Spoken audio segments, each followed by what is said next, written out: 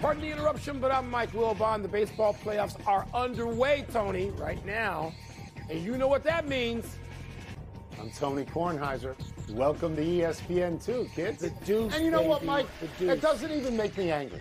Because it's these are the baseball playoffs. It's October baseball. Yeah.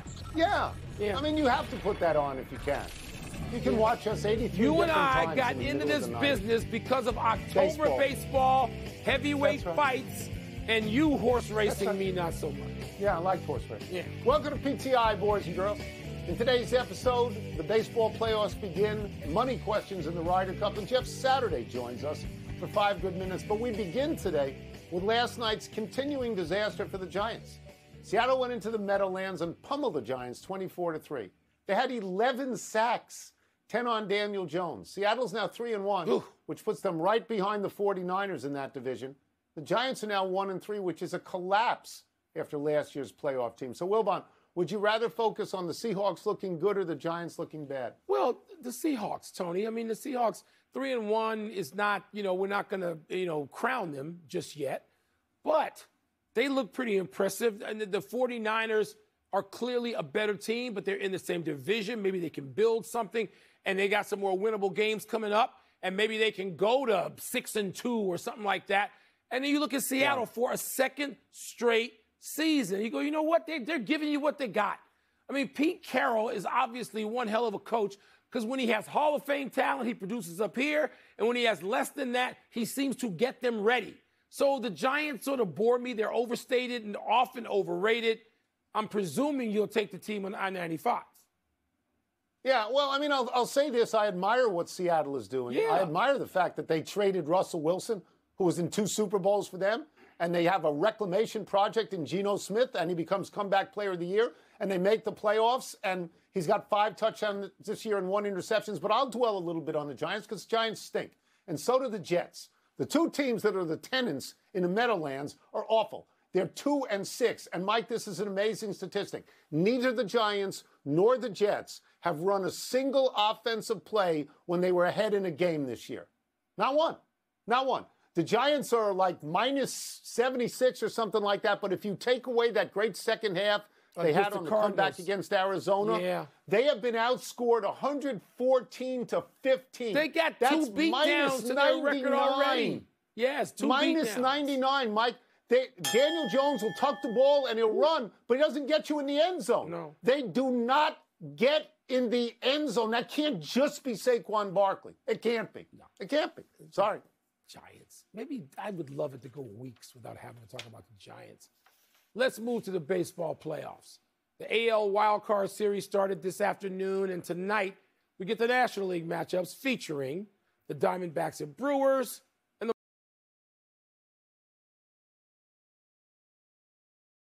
the lineup. In the last 2 months of the season, Mike, they hit 105 homers, which was the same as Atlanta, which has more homers than anybody.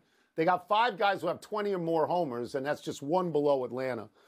I mean, I know that the Marlins have won that season series 7-6, but if you look at the Marlins, their run differential is actually minus 57. So all of those Fangraph stats or whatever that is says that their record should be 74-88, and their record is, instead of that, 84-77.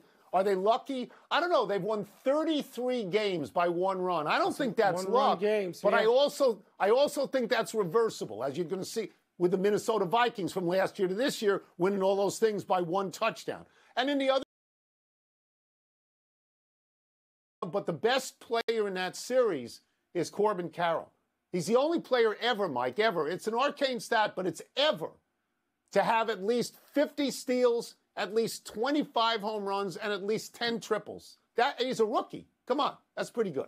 Tony, but the most important person tonight is Corbin Burns in that series. I don't care about the Phillies and Marlins. I don't.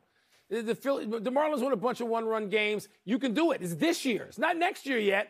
The Cubs lost probably 33 1-run games, and they're at the crib watching. So, but I'm going to go to the Diamondbacks, Tony, who are starting some rookie who has pitched well in the last couple of outings against Milwaukee, and Corbin Burns, whose record and ERA are not sparkling, but his 1.07 whip is 5th in the league, and that is closer to sparkling. That's a huge advantage when you're going to play all the games at home.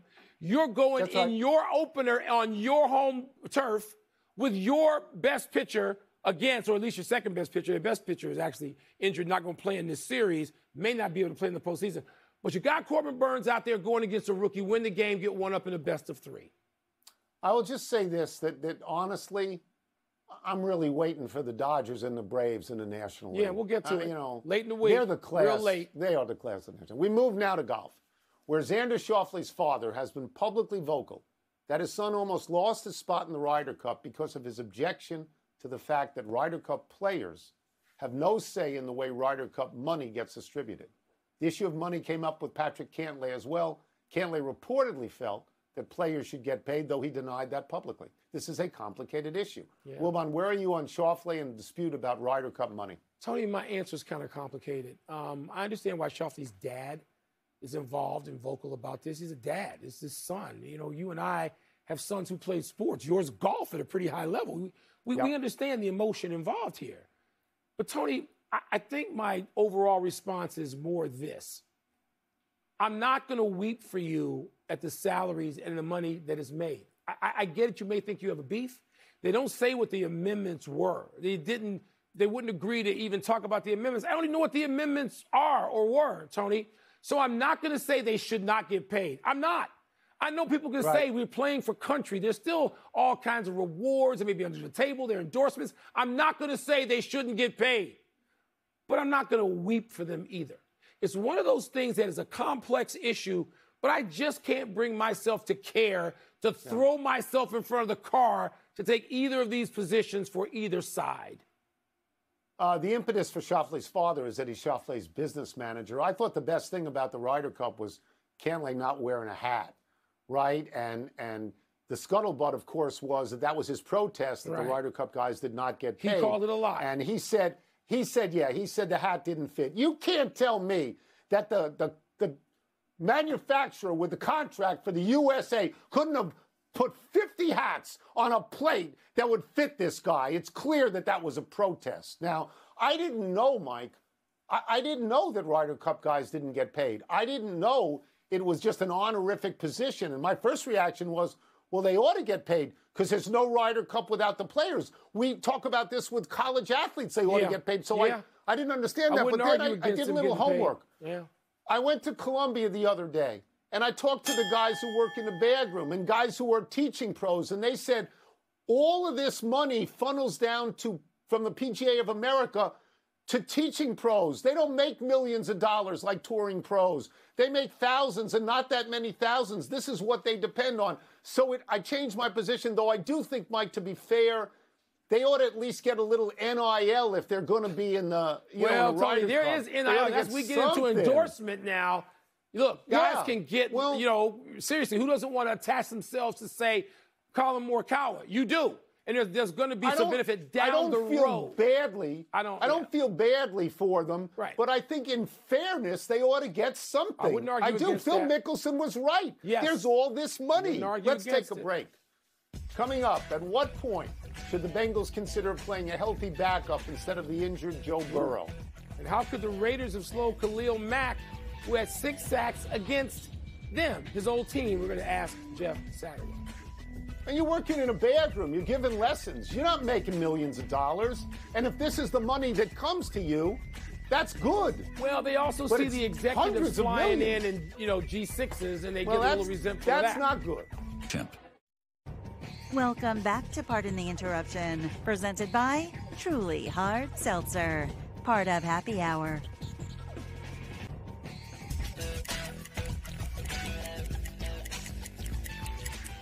Let's get back into the NFL with ESPN NFL analyst, 6-time Pro Bowl center, and the former head coach of the Colts, Jeff Saturday. Let us start with this. If you were part of the Giants' offensive line that just gave up 11 sacks, oh, my God, 11 sacks last night, what would you be doing today with your fellows on the offensive line?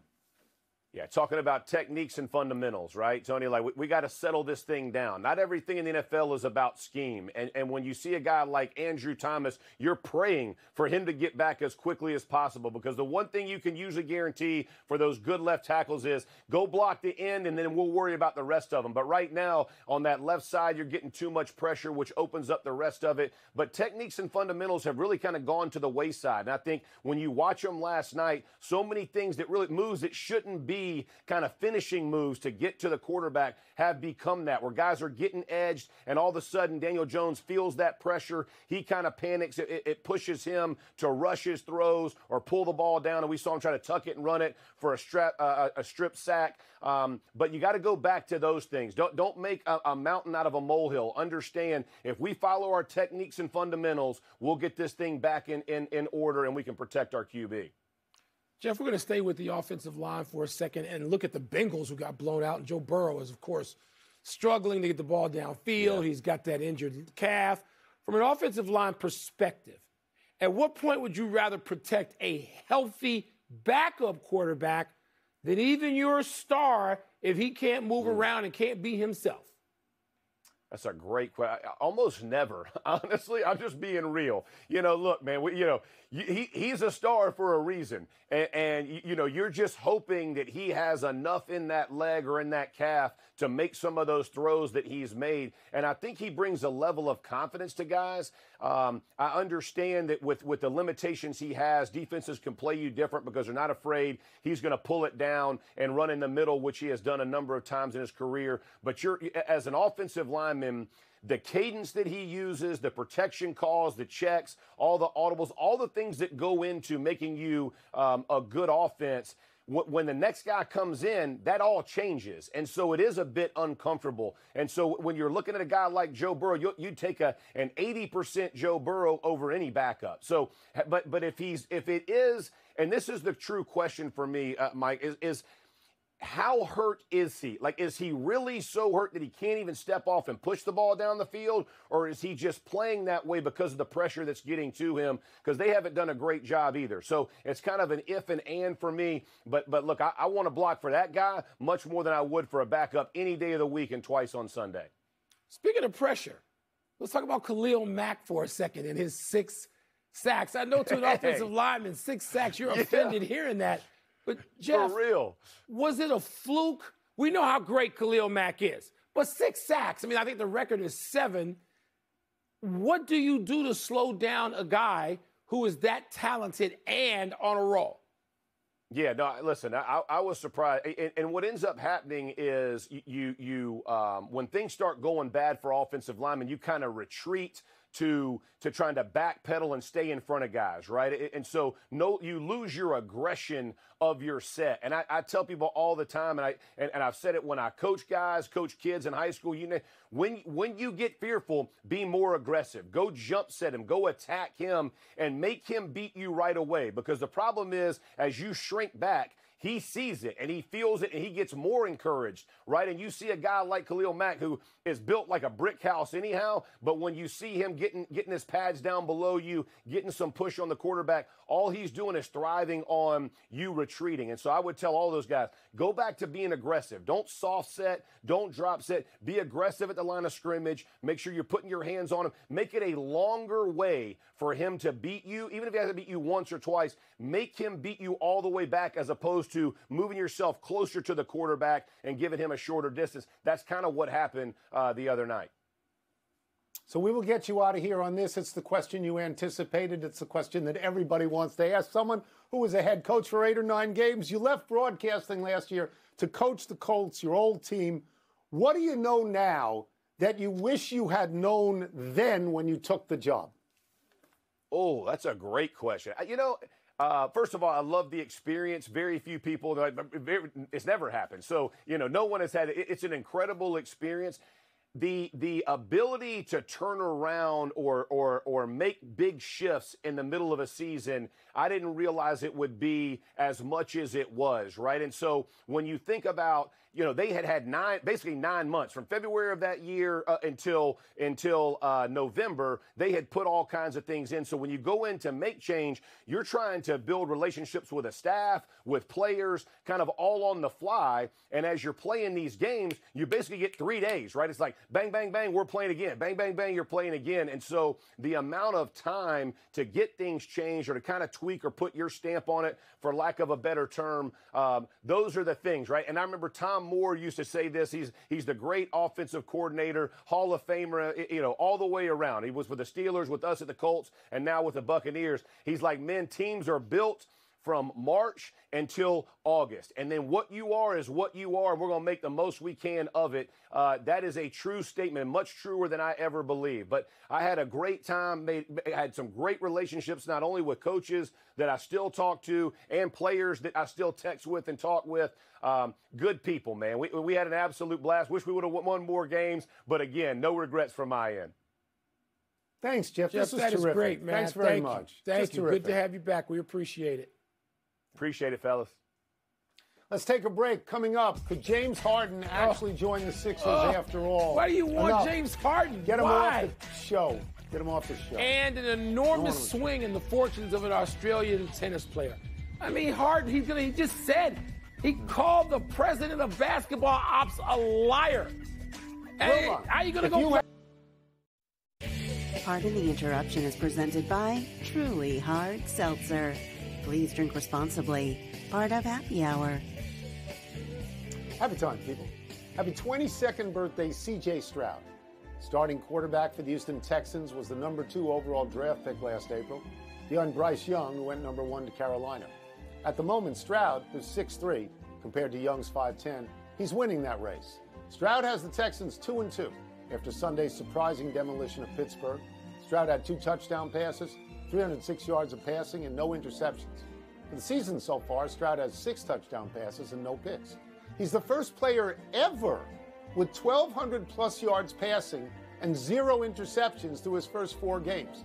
Stroud may be that rare quarterback to come out of Ohio State and succeed in the NFL. Oh, maybe taking a shot, huh, my man Justin Fields. So you know what? Fields could be that rare quarterback, too, if he gets adequate coaching. God help us if he gets inventive coaching, because he ain't got either one of those right now, so he's fighting against that, too. Still went 23 for 24 on Sunday. Let's keep that in mind. Stroud looks great. It is remarkable that no Ohio State quarterback has been good. It's remarkable. 100 years. Happy anniversary, Miguel Cabrera. On this day 11 years ago, the Tigers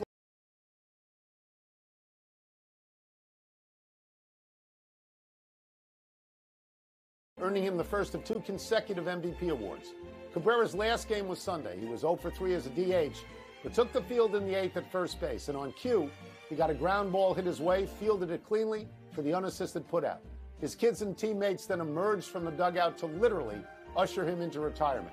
Cabrera leaves baseball as one of only 3 players with 500 home runs, 3,000 hits, and a career batting average above 300. You may have heard of the other 2, Willie Mays and Hank Aaron.